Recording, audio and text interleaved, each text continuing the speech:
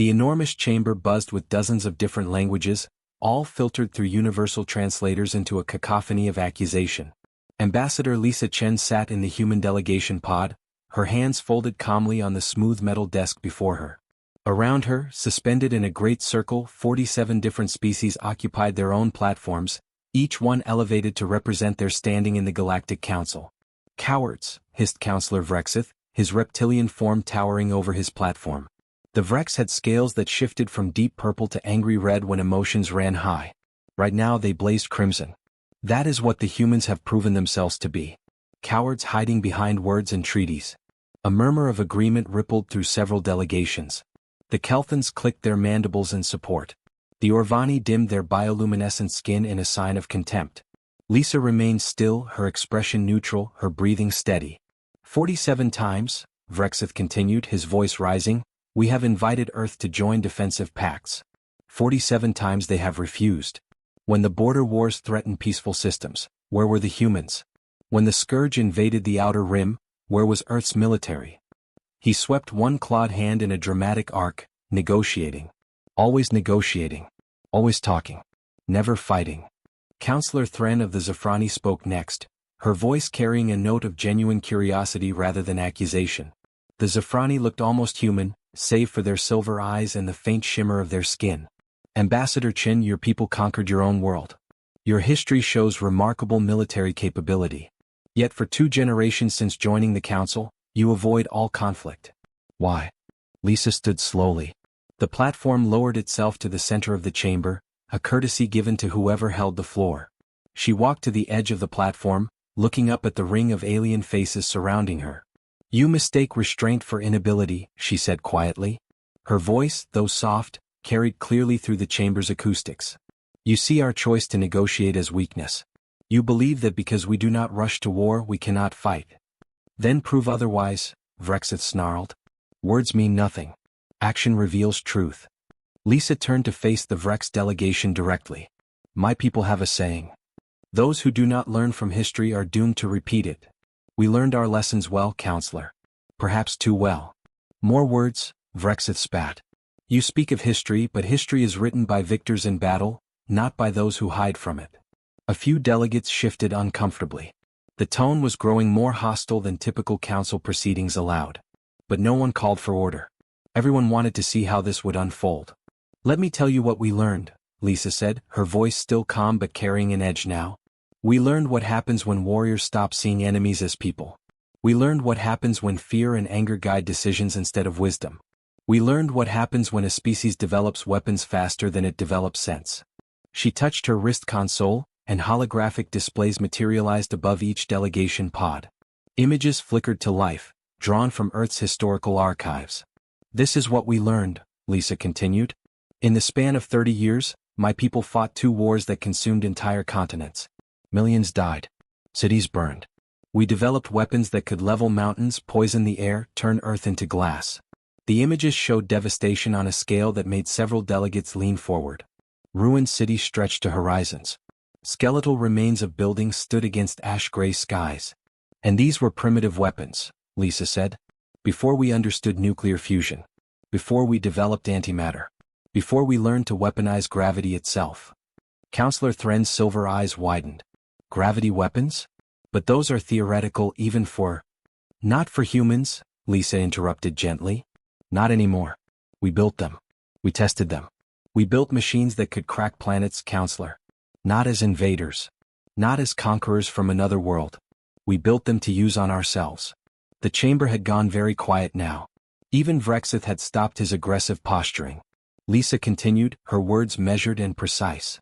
My species has a particular set of traits. We evolved as persistence hunters. Do you know what that means? It means we do not give up. Ever.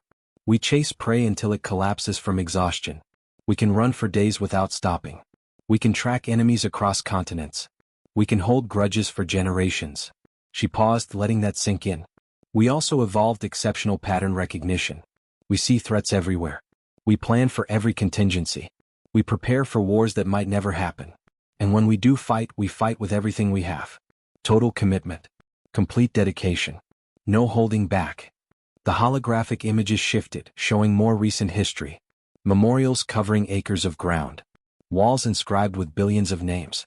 Museums dedicated to remembering atrocities. We nearly destroyed ourselves, Lisa said quietly. Multiple times. Not because we were invaded. Not because aliens threatened us. We nearly ended our entire species because we could not stop fighting each other. Because once we started wars, we could not stop until someone won completely or everyone lost everything. She looked around the chamber, meeting eyes with delegates who would meet her gaze. So yes, Counselor Vrexith, we avoid war. We choose negotiation. We prefer diplomacy. Not because we are weak. Not because we cannot fight. We avoid war because we know exactly what we are capable of. We know what we become when we stop restraining ourselves. Vrexith's scales had faded from red to a deep purple, but his voice still carried scorn. Ancient history. Your people have changed. You have become soft. Domesticated. You are not the warriors your ancestors were. Lisa smiled, but there was no warmth in it. You are right about one thing, Counselor. We have changed. We chose to change. Every single day, every human makes that choice. We remember what we were. We remember what we did to each other. And we choose to be better. She deactivated the holographic displays with a gesture. But make no mistake, she said, her voice dropping even lower, we remember what we are underneath that choice. We know what sleeps behind our restraint. Every human knows. We teach our children about our wars so they never forget. We maintain our memorials so the dead remind the living. We choose peace because we paid the price to learn its value. Vrexith rose to his full height, his scales brightening to red again. Then prove it, Ambassador. If you claim such capabilities, show us. The Council demands evidence of these claims. You want proof? Lisa asked. I challenge Earth, Vrexith declared formally. Show us your true nature or admit you are what you appear to be, a species that has forgotten how to fight. Lisa looked up at him for a long moment. When she spoke, her voice was very quiet, but every translator in the chamber picked it up clearly. Pray you never make us forget that choice, Counselor. Pray very hard. The session ended in uncomfortable silence. The council chamber reconvened 3 days after Vrexith's challenge. This time the atmosphere felt different. Word had spread through diplomatic channels about the confrontation, and now nearly every seat was filled. Species that rarely attended regular sessions had sent representatives. Everyone wanted to see what the humans would present. Lisa Chin stood at the central platform again, but this time she was not alone. 2 other humans flanked her, a tall man named Paul Martinez who served as Earth's military historian, and a woman named Sarah Bennett who specialized in human evolutionary biology. Behind them, a massive holographic projection system hummed to life. You asked for proof, Lisa began, her voice steady. You want to understand why we avoid war. Very well. But understand this, what you are about to see is not meant to threaten. It is meant to explain. To show you what we learned about ourselves. The lights in the chamber dimmed. The holographic display expanded, creating a sphere of images that surrounded all the delegates. It showed Earth from space, blue and green and beautiful. This is our world, Lisa said. One planet. One species. For most of our history we never knew other intelligent life existed. We were alone as far as we knew. And we nearly killed ourselves anyway. The image shifted. Cities appeared, ancient and modern mixed together. Then the cities began to burn. Paul stepped forward, his voice carrying the weight of someone who had studied these events his entire life. The 20th century of our calendar. 2 massive wars in the span of 30 years. The first one killed 17 million people. We called it the Great War. We called it the war to end all wars. The images showed trenches filled with mud and bodies. Soldiers wearing primitive gas masks stumbling through chemical fog. Entire towns reduced to rubble. We were wrong, Paul continued. 20 years later we started again. The second war killed 75 million. Not soldiers alone. Civilians. Children. Entire cities destroyed in single nights. The holographic sphere showed bombers dropping payloads over cities. Firestorms consuming buildings. Mushroom clouds rising over 2 Japanese cities. Several delegates made sounds of distress.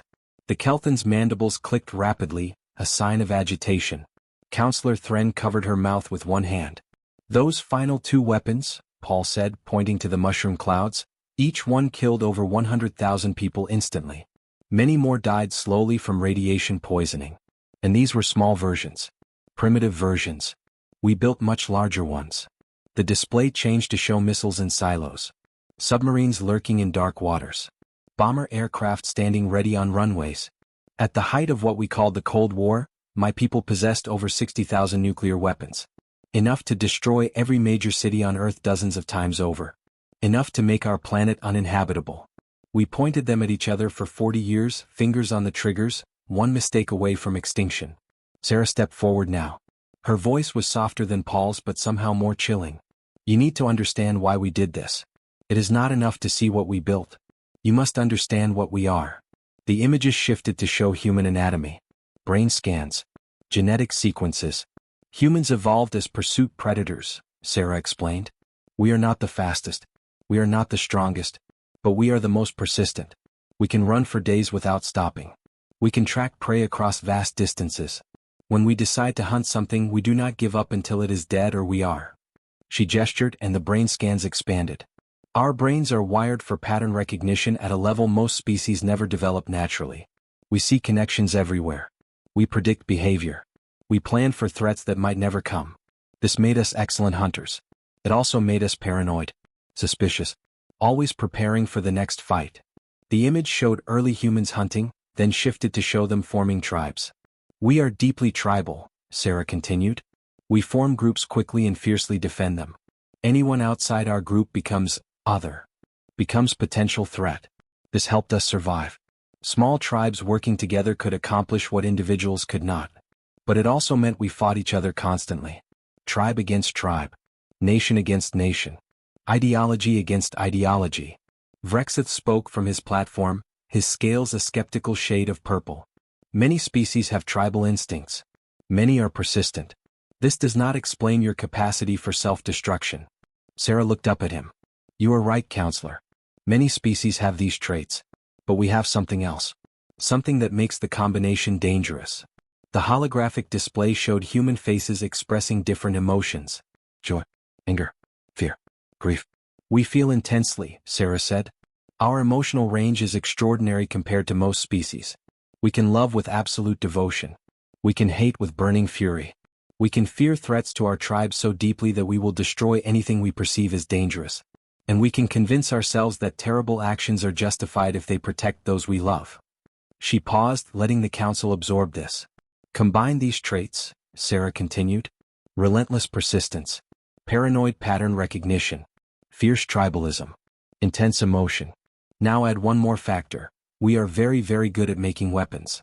The display showed the progression of human weapons through history. Stone tools. Bronze swords. Iron spears. Guns. Cannons. Tanks. Jets. Missiles. Each iteration more deadly than the last.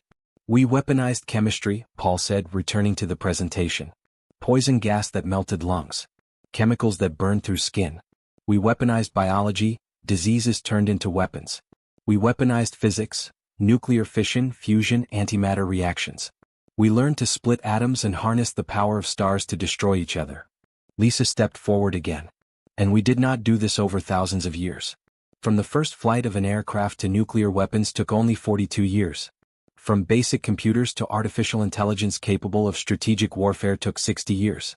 We advance frighteningly fast when we are afraid. The images shifted to show more recent Earth history. Medical advances. Space stations. Peaceful cities with people of different ethnicities working together. Children playing in parks. But we also learned, Lisa said softly. We looked at what we had built and realized we stood on the edge of extinction. Not from alien invasion. Not from natural disaster. From ourselves. So we made a choice. The display showed the United Nations building. Peace treaties being signed.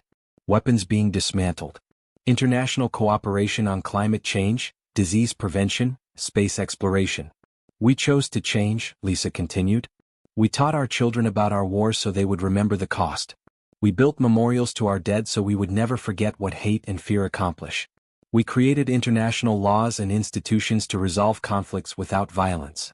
We chose, consciously and deliberately, to be better than our instincts. Vrexith's scales remained purple, but his voice carried less certainty now. Anyone can claim they have changed. Words are simple. You are right, Lisa agreed. Which is why we maintain our memories so carefully. Every human child learns about the Holocaust, where we systematically murdered 12 million people because of their ethnicity or beliefs. Every child learns about Hiroshima and Nagasaki. Every child learns about the genocides in Rwanda, in Cambodia, in Armenia. We teach them what we are capable of when we stop seeing others as people. She looked around the chamber, meeting the gaze of every delegate who would look at her. We also teach them restraint, self-control, the conscious choice to be better. Every day, every human makes that choice. We choose negotiation over violence. We choose understanding over fear. We choose cooperation over domination. Not because we cannot fight, because we know exactly what happens when we do.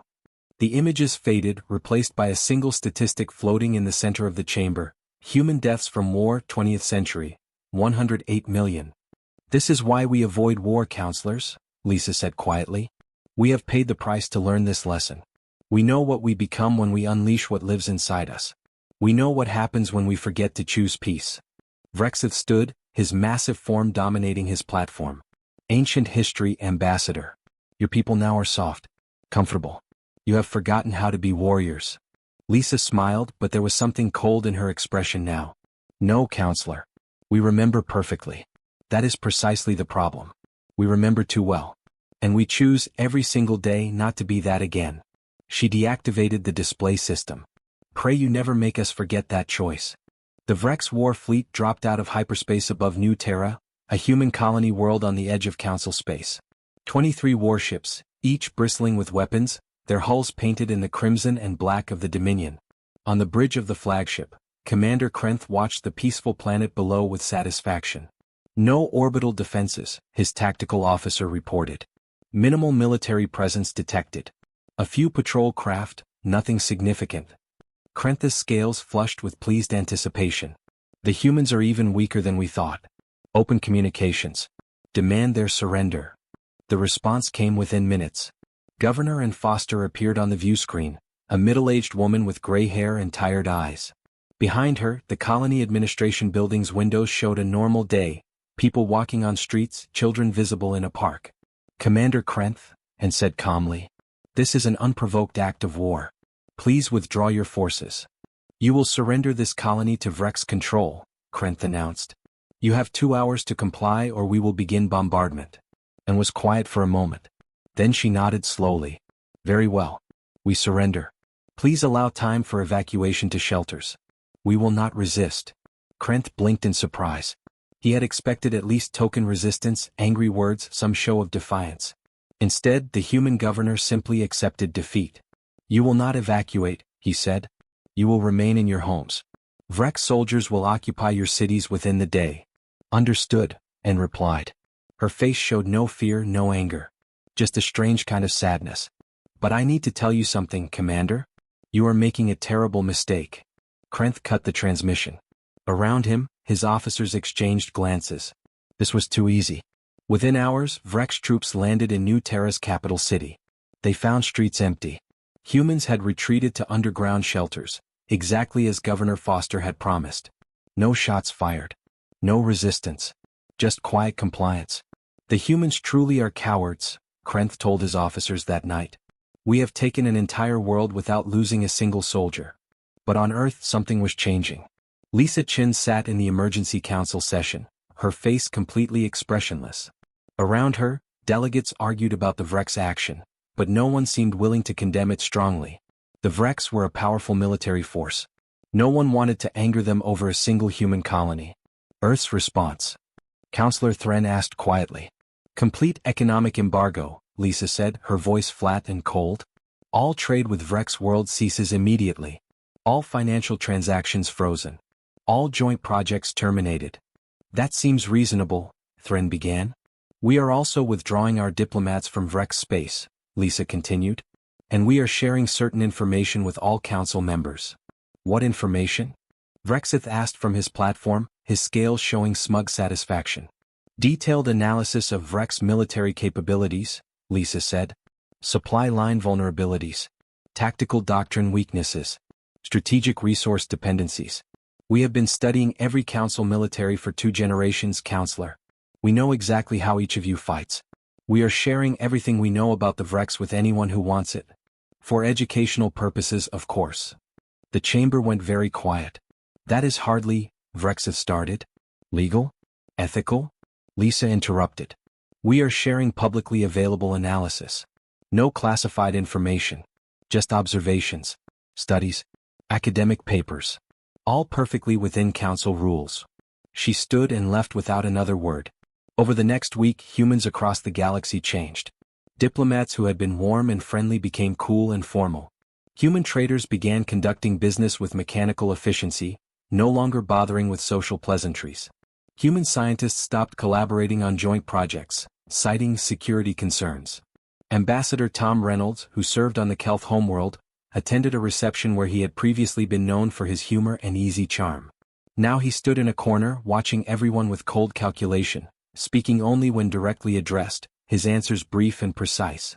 "What happened to you?" asked his Kelthan friend Shireth, clicking her mandibles in concern. "Nothing," Tom replied. "We are simply reassessing our priorities." But it was not nothing. Every human in diplomatic service had received the same message from Earth. Restraint protocols remain in effect. Maintain professionalism. Prepare for protocol suspension if necessary. On New Terra, Commander Krenth was discovering that occupying a human world was more difficult than conquering it. The colonists remained in their shelters, refusing to work, refusing to cooperate. His soldiers found themselves governing a ghost planet. "Bring them out by force," he ordered. "Select 20 colonists. Execute them publicly. The rest will comply when they see the consequences." His officers hesitated. "Commander, the Council will." "The Council will do nothing," Krenth snapped. "The humans already surrendered. They accepted this. Execute the prisoners." In the colony's main square, 20 humans were lined up. Governor and Foster was among them. She stood straight, her face calm as Vrex soldiers raised their weapons. "Any last words?" Krenth asked, and looked directly at him. "I told you this was a mistake. You should have listened." The soldiers fired. The news reached Earth within hours. In the Human Defense Command Center, deep beneath Geneva, General Claire Martinez watched the footage with closed eyes. Around her, officers waited in tense silence. "Confirmed execution of civilians," her intelligence officer reported. 20 dead, including Governor Foster. Claire opened her eyes. She looked very tired suddenly, years older than she had been minutes before. She reached for the secure communication system. "This is General Martinez," she said quietly. "Authorization code Sierra Whisper 779er. I am requesting presidential authorization for protocol suspension." On the screen, President Nathan Torres appeared. He was in the Situation Room, surrounded by advisors. His face showed the same tired grief that Claire felt. "Are we certain?" Nathan asked. "There is no other option?" "They executed civilians, Mr. President." Governor Foster tried to warn them. They did not listen. Nathan was quiet for a long moment. When he spoke, his voice was very soft. "I had hoped we would never have to do this again. That we had changed enough that this would never be necessary." "So did I, sir." "Very well." Nathan took a deep breath. "Protocol suspension is authorized. God help us all." Claire entered the codes. Across human space, military installations that had been quiet for generations began activating. Ships that had been on training exercises changed their flight plans. Soldiers who had been conducting humanitarian missions received new orders. Lisa Chen was in her quarters when the notification came through. She read it twice, then sat down heavily on her bed. For a moment, she allowed herself to feel the weight of what was coming. Then she stood, straightened her uniform, and walked to the council chamber. She did not request time to speak. She simply activated the emergency broadcast system that every delegation possessed for true crises. "This is Ambassador Lisa Chen of Earth," she said, her voice carrying to every corner of council space. 3 hours ago, Vrex forces executed 20 civilian prisoners on New Terra, including Governor and Foster. This action has crossed a line that cannot be uncrossed. She paused, and when she spoke again, her voice was colder than deep space. Earth's government has authorized the suspension of restraint protocols. We asked you to pray that you would never make us forget our choice to be peaceful. The Vrex have made us remember what we are. What follows is not what we want. It is what you have forced us to become. Counselor Thren's face appeared on a private channel. "Lisa, what does that mean?" "Restraint protocols." Lisa looked at her friend with genuine sadness. "It means we stop holding back. It means we stop choosing peace. It means you are about to see what humans become when we forget to be civilized." She closed the channel. Across human space, warships that had been running training exercises suddenly disappeared from sensors. Military installations went dark. Communication channels switched to encryption protocols that even Council intelligence services could not break. And on the Vrex homeworld, deep in their military networks where no one should have been able to reach, a simple message appeared on every command screen simultaneously. You were warned. Now you will understand. Commander Krenth, still on New Terra, received reports of strange readings throughout Vrex space. Ships appearing on sensors then vanishing. System glitches in defensive networks. Communication disruptions. What is happening? He demanded. His communications officer looked up, scales pale with fear. Sir, I think the humans were already here. I think they have been watching us all along. Krenth felt something he had not experienced in many years. Fear. The first human fleet appeared above the Vrex homeworld without warning. One moment, the orbital defense network showed clear space. The next moment, 37 human warships materialized in perfect formation, their positions calculated to put them outside weapon range but close enough to be unmistakably present. Admiral Catherine Wright sat in the command chair of the flagship Perseverance, watching the Vrex scramble to respond. Her gray hair was pulled back severely, and her eyes held the kind of calm that came from years of preparation for something she hoped would never happen. They are powering weapons, her tactical officer reported. Targeting solutions being calculated. Let them, Catherine said quietly. Communications open channel to Vrex High Command. On the view screen, a Vrex admiral appeared, his scales blazing red with fury. Human ships, you have violated Vrex space. Withdraw immediately or what? Catherine interrupted, her voice mild. You will fire on us? Please try. The Vrex admiral's eyes narrowed. You dare. Watch, Catherine said simply. She nodded to her tactical officer. On every Vrex ship in orbit, on every planetary defense platform, on every military installation on the planet below, screens suddenly displayed the same thing. Detailed schematics of their own systems. Targeting computers. Power grids. Life support. Communications. Everything. And then one by one they began shutting down. Not destroyed. Not damaged. Simply turned off as if by remote control. The Vrex admiral stared in horror as his own ship's weapons went dark. Around the planet, defense platforms ceased functioning. On the surface, military bases found their systems locked out, displaying a simple message in Vrex script. We could have destroyed these. We chose not to. How?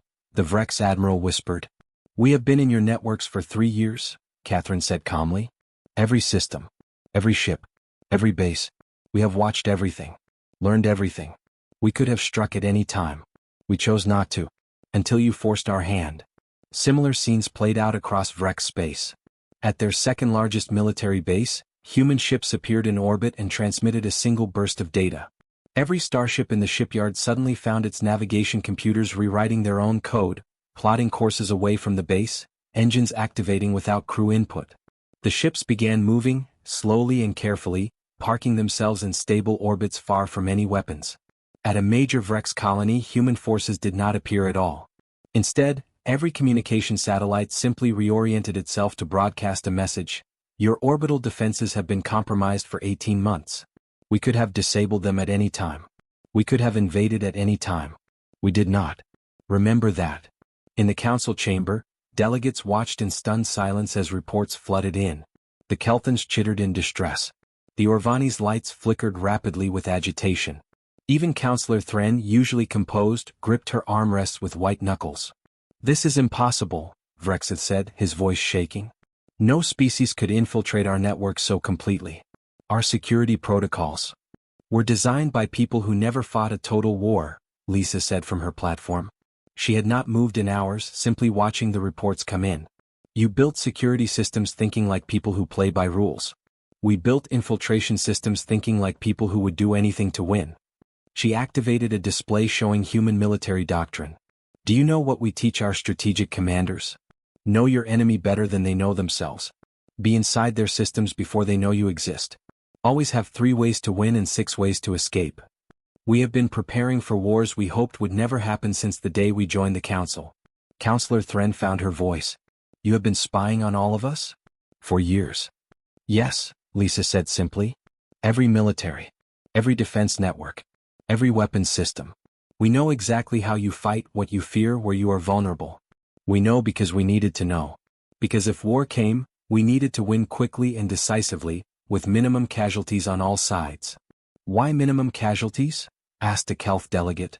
If you can do this, why not simply destroy? Lisa turned to look at them. Because that is the difference between old humans and the humans we chose to become. Old humans would have turned Vrex worlds to glass and ash. We would have killed billions to make a point. But we learned that lesson already. We paid that price. We know that slaughter does not bring peace. It only creates more war. On the Vrex homeworld, Admiral Catherine's fleet had not fired a single shot. Instead, they broadcast detailed information about Vrex military capabilities to every civilian communication channel. Defense budgets, troop deployments, weapons stockpiles, commanders' service records. Your people deserve to know what their government does in their name, Catherine told the Vrex admiral. They deserve to know that their leaders started this war. They deserve to know that we could destroy you but choose not to. Commander Krenth, still on New Terra, watched his command crumbling around him. Human forces had appeared in the system but they did not attack. They simply broadcast messages. Vrex soldiers on New Terra. You are surrounded. Your supply lines are cut. Your communications are monitored. You cannot win. But you can survive. Stand down, and you will be treated according to council laws regarding prisoners of war. No executions. No torture. Just detention until this conflict ends. Some Vrex soldiers chose to fight. They lasted 17 minutes. Human forces used non-lethal weapons wherever possible. Sonic disruptors that caused temporary unconsciousness, electromagnetic pulses that disabled equipment without harming people, precision strikes that destroyed weapons but left soldiers alive. When Krenth himself was captured, he expected execution. Instead, he found himself in a clean detention facility with medical care and regular meals. A human guard named Private Jake Foster stood watch outside his cell. Why? Krenth asked him. Why show mercy? We killed your people. Jake looked at him with hard eyes. And Foster was my grandmother. She died because you would not listen to her warning. I have every reason to hate you. Then why not kill me? Because my grandmother would not want me to become a murderer for revenge. Because humans learned a long time ago that killing prisoners makes us the same as the people we are fighting. Because we chose to be better than our worst instincts. Jake paused, then added quietly, but do not mistake mercy for weakness. We are being kind because we choose to be. Because we can afford to be. We have already won. In orbit above the Vrex homeworld, Admiral Catherine received reports from across Vrex space. 17 major military installations disabled. 342 ships captured or neutralized. 0 civilian casualties. Vrex military casualties under 200, mostly from forces that chose to fight rather than surrender. Total combat operations time, her tactical officer reported, 4 days, 7 hours. Catherine closed her eyes briefly. 4 days to dismantle a military power that had taken centuries to build. Not through superior weapons. Not through overwhelming force. Through preparation. Through knowing the enemy better than they knew themselves. Through patience and planning that spanned years. She opened a channel to Earth. Mission accomplished, General Martinez. Awaiting further orders. On Earth, General Claire Martinez stood before the press corps. Behind her, displays showed maps of Vrex space, now dotted with human forces. The Vrex Dominion has been neutralized as a military threat, she announced. We have disabled their capacity to wage war without destroying their infrastructure or targeting civilians. Vrex casualties are minimal. We are now prepared to discuss terms. A reporter raised his hand. General, how are we able to do this so quickly? Claire looked tired. Because we never stopped preparing. Because even while we chose peace, we remembered how to fight. Because humans are very, very good at war when we stop pretending we are not. In the council chamber, Lisa stood to address the assembly. Every delegate was present now, drawn by the incredible display of human military capability. This is why we avoid war, she said quietly. Not because we cannot fight. Not because we are weak. We avoid war because of what you are seeing now. When humans go to war, something changes in us. Something wakes up. Something that remembers every lesson we learned destroying each other, and applies those lessons with terrifying efficiency. She gestured to the display showing Vrex space. We infiltrated their networks years ago. We mapped every system. We planned for every contingency. We prepared for a war we desperately hoped would never happen. And when it did, we won in less than 5 days with minimal casualties because we knew exactly what we were doing. Vrexith, his scales now a pale, defeated purple, spoke quietly. You could have done this at any time. To any of us. Yes, Lisa confirmed. We could have. We can still. Every species in this council, we know your weaknesses. We know how to defeat you. We know how to infiltrate your systems, disrupt your defenses, neutralize your militaries. We have known for years. The chamber erupted in shouting. Accusations of betrayal. Demands for explanations. Threats of retaliation. Lisa waited for the noise to die down. And we chose not to, she said simply. We chose peace. We chose cooperation. We chose to use our capabilities for defense and deterrence, not conquest. Because that is what we learned from our history. That is the choice we make every day. She looked around the chamber, meeting the eyes of delegates who now saw humans differently. This is what we are, she said. This is what we have always been. We are a species that nearly destroyed itself because we are too good at war. So we chose to be good at peace instead. But the capability remains. The knowledge remains. The instinct remains. We just keep it locked away, controlled, restrained. She paused. Until someone makes us remember. Until someone forces us to unlock it. That is why we avoid war. Because once we start, this is what happens. Something else wakes up. Something cold and calculating and terrifyingly effective. Something that wins wars in days instead of years. Lisa sat down slowly. And we hate what we become when that happens. 18 days after human forces first appeared in Vrex space, the Vrex High Council sent their formal surrender. Admiral Catherine Wright received the transmission aboard the Perseverance, still in orbit above the Vrex homeworld. The Vrex Supreme Commander, an elderly female named Shiva with scales faded to pale gray, appeared on the view screen. We surrender unconditionally, Shiva said, her voice carrying the weight of defeat. We accept responsibility for starting this conflict. We are prepared to face whatever punishment Earth demands. Catherine looked at the old Vrex leader for a long moment. Then she said something Shiva did not expect. There will be no punishment. Only peace terms. Shiva blinked in confusion. But we killed your people. We started a war. By council law. By council law we could demand reparations, territory, disarmament, Catherine agreed. We could execute war criminals. We could occupy your worlds for generations. We could do many things. She paused. We will not. Why? Because humans learned a hard lesson about victory, Catherine said quietly. Winning a war is easy compared to winning the peace that follows. If we punish you harshly, we create resentment. If we humiliate you, we create enemies for the next generation. If we break you completely, we create instability that affects everyone. She pulled up a document on her screen. These are our terms. You will find them surprisingly reasonable. On Earth, President Nathan Torres sat in his office with General Claire Martinez and Ambassador Lisa Chen. Between them on the desk lay the reconstruction proposal they had spent the past week preparing. The Council will think we are weak, Claire said. We demonstrated overwhelming power and now we offer to rebuild what they destroyed? Let them think what they want, Nathan replied. We know the truth. Victory without a stable peace is just a pause before the next war. Lisa nodded. Our history proves this. After our First World War, we punished Germany so harshly that it led directly to the Second War 20 years later. After the Second War, we helped rebuild our former enemies. Germany and Japan became peaceful allies. We learned that lesson with blood. Nathan signed the document.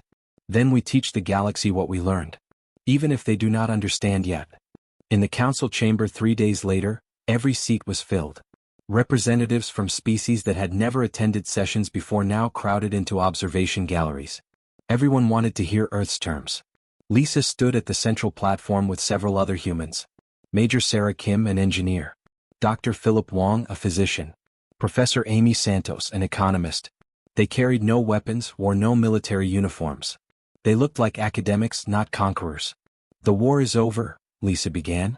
Vrex forces have surrendered. The conflict lasted 18 days. Total casualties, Vrex military. 187 killed, 412 wounded. Vrex civilian, 0. Human military, 43 killed, 109 wounded. Human civilian, 23 executed on New Terra. She let those numbers sink in. A war between two spacefaring civilizations, resolved in 18 days with under 400 total casualties. This is not because we are merciful. This is because we are efficient. We knew exactly what to target and what to avoid. We knew how to win quickly with minimum death. Counselor Thren spoke up. And now? What punishment do you demand? Lisa gestured to her companions. We demand nothing. We offer partnership. The chamber erupted in confused murmurs. Major Sarah Kim stepped forward. Vrex infrastructure was damaged in the conflict. Power grids disrupted. Communication networks compromised. Orbital facilities disabled. We did this deliberately to minimize casualties. Now we will help repair it. She activated a holographic display showing engineering plans. Human engineering teams are prepared to assist in reconstruction. We will help restore systems we disabled. We will teach Vrex engineers how to improve their security protocols. We will share technology to make their infrastructure more resilient. You will give us your technology? Vrexith asked, his scales showing utter confusion. After we attacked you? Selected technology, Sarah clarified.